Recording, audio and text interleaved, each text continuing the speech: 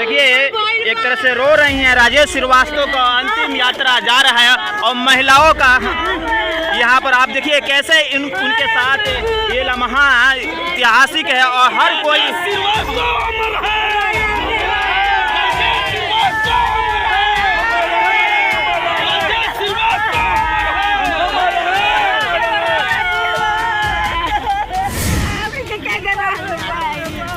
देखिए अब महिलाएं हैं जो कि गले लग कर रो रही हैं।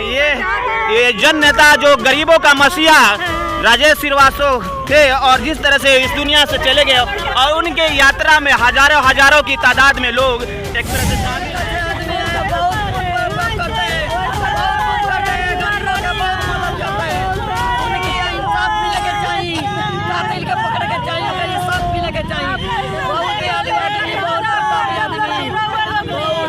एक बार इंसाफ मिलेगा चाहिए ना।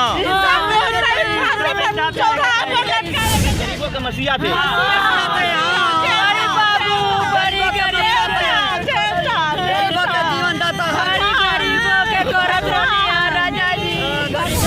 साथ जो हुआ है वो तो मैं जिंदगी भर नहीं भूल पाऊंगी और जिसके पति नहीं है वही समझते होंगे कि कैसे मतलब दिन बीतता है और रात कटती है। तो ये सब कोई समझ के मेरा साथ दे। पति किस तरह से लगाव रखते थे जनता से, जैसे कि उनकी जो मौत हुई थी उस दिन जो अंतिम यात्रा हो रही थी उस दिन तो मतलब कि जनता जो स्पेशली जो महिलाएं छाती पीट कर रो रही थी, तो क्या कहेंगे आपके पति राजेश श्रीवास्तव, इतना लगाव उनको लोगों से कैसे था? सबसे पहले मेरे पति अगर रहते तो मैं तो अपने घर के से बाहर कदम नहीं निकालती, लेकिन अगर वो नहीं है तो उनके सपने को साकार करने के लिए हम आगे आए हैं। और रही बात उनके बलिदान का, तो जिस दिन उनका अर्थी जा रहा था उस दिन उनका प्यार दिखा कि वो कितने नरकटियागंज में अपना दुलार प्यार और कितना अच्छा बनाए थे, जो उस दिन दिखा हमको, हम देखें। बाद में हमको देखने का उस समय तो खैर हम ही उस मतलब नहीं थे उस लायक देखें, लेकिन बाद में हमको देखने को मिला कि वो कितने बनाए हुए थे, कितने का आशीर्वाद मिला था जो उस समय हमको देखने को मिला। इसी तरह मेरे साथ भी सब कोई अपना आशीर्वाद दें और उस लायक बनाए कि जो उनका सोच है, जो उनका सपना है। जहाँ भी जाते हैं वहाँ लोग बोलते हैं कि बहुत अच्छे थे, सुन के बहुत अच्छा लगता है। और सही में बहुत अच्छे थे वो, मतलब मेरे लिए भगवान थे। एक बार भी मतलब हमको ना कभी डांटे हैं ना बोले हैं, लेकिन कहीं भी इसी तरह अपना नरकटियागंज में प्यार दुलार सब के, बूढ़े जवान बच्चे, वो जाति पाति को भी नहीं देखते थे, सबसे ऊपर उठ के और सबका आशीर्वाद, सबका इज्जत। तो बाबू वही आके बोले कि भाभी भैया नहीं है, तो लगा कि हॉस्पिटल का छत मेरे माथे पे गिर गया। और क्या बताएं कि पूरा ज़िंदगी दिखने लगा कि अब कैसे हम लोग का ज़िंदगी कटेगा। मेरे बच्चे 3 थे, किसी लायक भी नहीं थे, अभी पढ़ाई भी उनका पूरा नहीं हुआ है।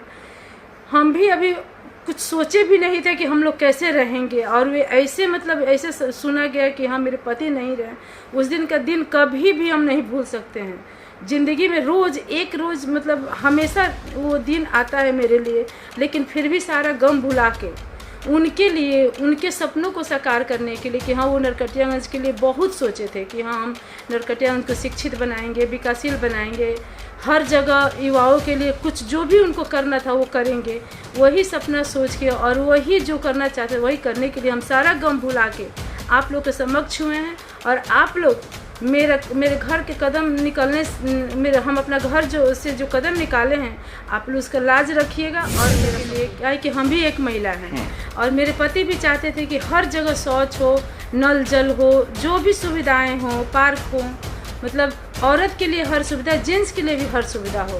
तो उन सुविधाओं को लेके हम आगे आए हैं। आप लोग अगर हमें चुनते हैं, आप लोग अपना आशीर्वाद देते हैं, तो जो मेरे पति का सपना था, जब अगर हम अगर निकल जाते हैं, अच्छे डॉक्टर, अच्छे एम्बुलेंस, हर चीज़ का व्यवस्था हम करवाएंगे। क्या कि मेरे पति का ये सोच था कि हम हर जगह अच्छा करें, नरकटियागंज में जहाँ भी जाएं वहाँ पे अच्छा दिखे। क्या कि वो बाहर कहीं जाते थे और वहाँ से आते थे कि इतना ही पैसा हर जगह लोग को मिलता है, तो वहाँ पे इतना साफ़ सफाई इतना अच्छा है, तो हम लोग नरकटियागंज को क्यों नहीं बना सकते हैं।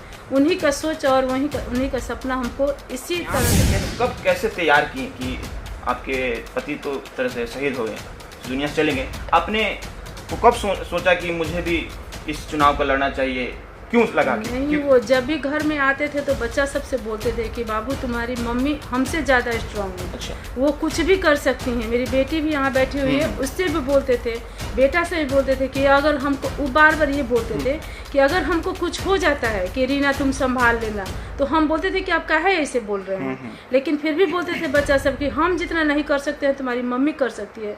शायद वो पहले से जानते थे कि हाँ हमको नहीं रहना है, मेरे बच्चे अनाथ हो जाएंगे, उनके साथ मतलब कैसे रहना है, पहले से ही बोल रहे थे। इसीलिए उन्हीं ऐसे ही सोए हुए थोड़ा सा ध्यान आया कि हाँ जो वो चाहते तो हमको पूरा करना है, इसीलिए हम आगे आए हैं। सारा गम भुला के, सारा दुख दर्द भुला के। नहीं तो एक औरत पे उसके पति का नहीं रहने से क्या बीतता है वो, और जिसके पास जो पति नहीं है वही समझता है। जी। जामिया वर्ल्ड, इंसाफ की आवाज़। हेलो ब्रन, आप देख रहे हैं जामिया वर्ल्ड, साथ में पब्लिक न्यूज़। मैं मोहम्मद तस्लीम। इस वक्त मैं मौजूद हूं बिहार के पश्चिमी चंपारण अनुमंडल नकड़ियागंज में। जैसे कि नगर परिषद सभापति का चुनाव हो रहा है, खास तौर पर हमारे साथ जो एक महिला हैं और इनके पति जो थे राजेश श्रीवास्तव, अजीब व गरीब जो घटना हुआ, खास तौर पर एक दुर्भाग्य हुआ। जो शहर के मसीहा कहे जाने वाले राजेश श्रीवास्तव, हर दुख सुख में, हर गरीबों के दुख सुख में, हर इंसान के दुख सुख में काम आने वाले राजेश श्रीवास्तव की एक तरह से हत्या हो गई। उसके बाद से कहीं ना कहीं उनकी धर्मपत्नी फिर से उन आकांक्षाओं, उन उम्मीदों को पूरा करने के लिए जो गरीबों का है, इनके पति से था, अब इनसे है। रीना देवी जी हैं जो कि एक तरह से चुनाव लड़ रही हैं, सभापति उम्मीदवार हैं। और सबसे बड़ी बात है कि इनका कहना है कि हमारा जो पति एक तरह से शहीद हो गए इस शहर के लिए, उनकी जो सोच थी, उनकी जो लोगों से एक तरह से लगाव था, उसे मैं पूरा करूंगी। ओवरऑल सबसे बड़ी बात है कि आप तो एक घरेलू महिला थी, घर में रहने वाली थी, लेकिन बहुत ही दुर्भाग्य हुआ कि आपके एक तरह से पति का हत्या हो गया। जी। क्या कहेंगे? बहुत अफसोस आता होगा जब। जी, सबसे पहले मैं आपके न्यूज़ चैनल को थैंक यू बोलना चाहती हूँ, धन्यवाद बोलना चाहती हूँ। 25 वार्ड की जनता को प्रणाम करती हूँ। और मेरे पति के साथ जो हुआ है वो तो मैं ज़िंदगी भर नहीं भूल पाऊँगी। और जिसके पति नहीं है वही समझते होंगे कि कैसे मतलब दिन बीतता है और रात कटती है। तो ये सब कोई समझ के मेरा साथ दे, मेरा सहयोग करे। इससे जनता से क्या आपको उम्मीदें हैं और आपके पति किस तरह से लगाव रखते थे जनता से? जैसे कि उनकी जो मौत हुई थी उस दिन, जो अंतिम यात्रा हो रही थी उस दिन, तो मतलब कि जनता जो स्पेशली जो महिलाएं छाती पीट कर रो रही थी, तो क्या कहेंगे आपके पति राजेश श्रीवास्तव, इतना लगाव उनको लोगों से कैसे था? सबसे पहले मेरे पति अगर रहते तो मैं तो अपने घर के से बाहर कदम नहीं निकालती, लेकिन अगर वो नहीं है तो उनके सपने को साकार करने के लिए हम आगे आए हैं। और रही बात उनके बलिदान का, तो जिस दिन उनका अर्थी जा रहा था उस दिन उनका प्यार दिखा कि वो कितने नरकटियागंज में अपना दुलार प्यार और कितना अच्छा बनाए थे, जो उस दिन दिखा हमको, हम देखें। बाद में हमको देखने का, उस समय तो खैर हम ही उस मतलब नहीं थे उस लायक के देखें, लेकिन बाद में हमको देखने को मिला कि वो कितने बनाए हुए थे, कितनों का आशीर्वाद मिला था जो उस समय हमको देखने को मिला। इसी तरह मेरे साथ भी सब कोई अपना आशीर्वाद दें और उस लायक बनाए कि जो उनका सोच है, जो उनका सपना है, हम पूरा कर सकें। जब आप जाती हैं कैंपेन करने, तो कहीं ना कहीं आपके पति राजेश श्रीवास्तव जी के प्रति लोगों की जो भावनाएं थी वो आपसे भी लोग बातें कहता होगा, शेयर करता होगा। क्या कहते हैं लोग? मतलब जहाँ भी जाते हैं वहाँ लोग बोलते हैं कि बहुत अच्छे थे, सुन के बहुत अच्छा लगता है। और सही में बहुत अच्छे थे वो, मतलब मेरे लिए भगवान थे। एक बार भी मतलब हमको ना कभी डांटे हैं ना बोले हैं, लेकिन कहीं भी इसी तरह अपना नरकटियागंज में प्यार दुलार, सब के बूढ़े जवान बच्चे, वो जाति पाति को भी नहीं देखते थे, सबसे ऊपर उठ के और सबका आशीर्वाद, सबका इज्जत करते थे। जब वो उनकी जो तरह से मौत हो गई, हत्या हो गई, तो आप उस वक्त जब खबर सुनी तो बहुत ही आपको एक तरह से रोना सा आ गया होगा, एक तरह से लगा होगा कि टूट गया जिंदगी, मतलब बिखर गया, लेकिन अभी उस अब संभाली नहीं है। जी, उस समय तो हमको पता नहीं था कि वो नहीं है। जब हम लोग बेतियाँ गए, हॉस्पिटल में थे, उस समय भी हमको जाके दिखाया, लोग बोले कि अभी इमरजेंसी में है, आईसीयू में है, अभी ठीक है, लेकिन वो नहीं थे। बाद में पता चला कि वो नहीं रहे। मेरे देवर छोटे थे, बिट्टू बाबू, वही आके बोले कि भाभी भैया नहीं है। तो लगा कि हॉस्पिटल का छत मेरे माथे पे गिर गया। और क्या बताएं कि पूरा ज़िंदगी दिखने लगा कि अब कैसे हम लोग का ज़िंदगी कटेगा। मेरे बच्चे 3 थे, किसी लायक भी नहीं थे, अभी पढ़ाई भी उनका पूरा नहीं हुआ है। हम भी अभी कुछ सोचे भी नहीं थे कि हम लोग कैसे रहेंगे। और वे ऐसे मतलब ऐसे सुना गया कि हाँ मेरे पति नहीं रहे। उस दिन का दिन कभी भी हम नहीं भूल सकते हैं। ज़िंदगी में रोज़ एक रोज़ मतलब हमेशा वो दिन आता है मेरे लिए, लेकिन फिर भी सारा गम भुला के उनके लिए, उनके सपनों को साकार करने के लिए कि हाँ वो नरकटियागंज के लिए बहुत सोचे थे कि हाँ हम नरकटियागंज को शिक्षित बनाएंगे, विकासशील बनाएंगे, हर जगह युवाओं के लिए कुछ जो भी उनको करना था वो करेंगे। वही सपना सोच के और वही जो करना चाहते वही करने के लिए हम सारा गम भुला के आप लोग के समक्ष हुए हैं। और आप लोग मेरे घर के कदम निकलने हम अपना घर से जो कदम निकाले हैं, आप लोग उसका लाज रखिएगा और मेरा सपोर्ट कीजिएगा। जी जी। और ये तो कहा आपने एक तरह से उनके सपने, और आप भी एक महिला होने के नाते कुछ सोच रही होंगी महिलाओं की, जो जन समूह आपके साथ पूरा मतलब प्रचार कैंपेन हो रहा है, तो महिलाओं के प्रति जैसे कि आए दिन मतलब कि महिलाओं की सुरक्षा नहीं हो पाता है, तो आप चाहती हैं कि महिलाओं की इस शहर में सुरक्षा हो, उनके लिए लेटरिन, बाथरूम, पार्क वगैरह भी बने, है ना? जी जी, हम सभी औरतों के लिए, क्या है कि हम भी एक महिला हैं और मेरे पति भी चाहते थे कि हर जगह शौच हो, नल जल हो, जो भी सुविधाएं हो, पार्क हो, मतलब औरत के लिए हर सुविधा, जेंट्स के लिए भी हर सुविधा हो। तो उन सुविधाओं को लेके हम आगे आए हैं। आप लोग अगर हमें चुनते हैं, आप लोग अपना आशीर्वाद देते हैं, तो जो मेरे पति का सपना था वो हम पूरा करेंगे।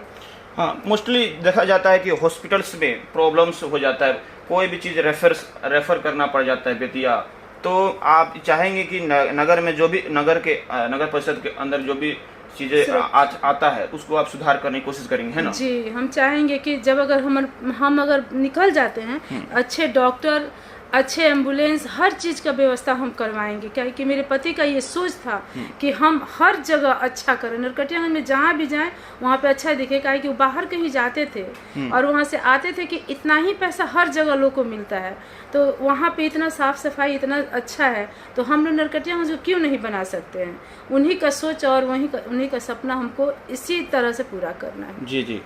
और एक सवाल, ओवरऑल जब लगातार मतलब कैंपेनिंग करने जाती हैं, तो अपने आप को, जैसे कि मैंने पूछा, अपने आप को कब कैसे तैयार किए कि आपके पति तो तरह से शहीद हो गए, इस दुनिया से चले गए, अपने को कब सोचा कि मुझे भी इस चुनाव को लड़ना चाहिए, क्यों लगा कि नहीं? वो जब भी घर में आते थे तो बच्चा सबसे बोलते थे कि बाबू तुम्हारी मम्मी हमसे ज़्यादा स्ट्रांग है। अच्छा। वो कुछ भी कर सकती हैं। मेरी बेटी भी यहाँ बैठी हुई है, उससे भी बोलते थे, बेटा से भी बोलते थे कि अगर हमको, वो बार बार ये बोलते थे कि अगर हमको कुछ हो जाता है कि रीना तुम संभाल लेना, तो हम बोलते थे कि आप काहे ऐसे बोल रहे हैं, लेकिन फिर भी बोलते थे बच्चा सब कि हम जितना नहीं कर सकते हैं तुम्हारी मम्मी कर सकती है।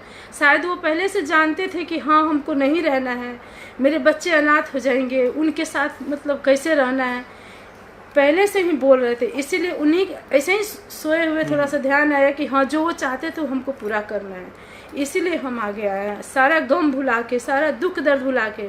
नहीं तो एक औरत पे उसके पति का नहीं रहने से क्या बीतता है वो, और जिसके पास जो पति नहीं है वही समझता है। जी, अब लास्ट में एज ए आपके जो आवाम है, जो जनता है, खासतौर पर नरकटियागंज नगर परिषद से, उनसे अपील क्या करना चाहेंगे? जी, एक बार आप हमें सपोर्ट करें, आशीर्वाद दें, और जो मेरे पति का सपना था, जो वो चाहते थे कि वो बोलते थे कि नरकटियागंज मेरे साथ है, युवाएं मेरे साथ है, तो आप लोग सब कोई मेरे साथ हो जाएं और जो मेरे पति का सपना था, आपके भाई का जो सपना था, वो हम पूरा कर सके। थोड़ा सा पोस्टर बताएं क्या ऐसे। तो ये है, थोड़ा कौन सा छाप आपका है, थोड़ा बताएं। जी, चारपाई छाप है। हाँ। और 10 नंबर पे है रीना देवी। हाँ। कर्म संख्या 10 नंबर पे है, चारपाई छाप। जी, बहुत बहुत शुक्रिया। तो ये थी हमारे साथ रीना देवी साहिबा, जो कि शहीद राजेश श्रीवास्तव की धर्मपत्नी हैं, और ये इकलौती एक तरह से महिला हैं जो इस सभापति चुनाव जो उम्मीदवार हैं। ओवरऑल इनके जज्बात है, इनकी इमोशन है इस शहर के प्रति जो जाहिर हो रहा है, दिख रहा है। बहरहाल मैं इसी तरह से लगातार इंटरव्यूज़ करता रहूँगा। नगर परिषद चुनाव जो चल रहा है, बहरहाल आप जामिया में लगते रहें। साथ में पब्लिक न्यूज़ में मोहम्मद तस्लीम, बिहार के पश्चिमी चंपारण अनुमंडल नगर परिषद नरकटियागंज से।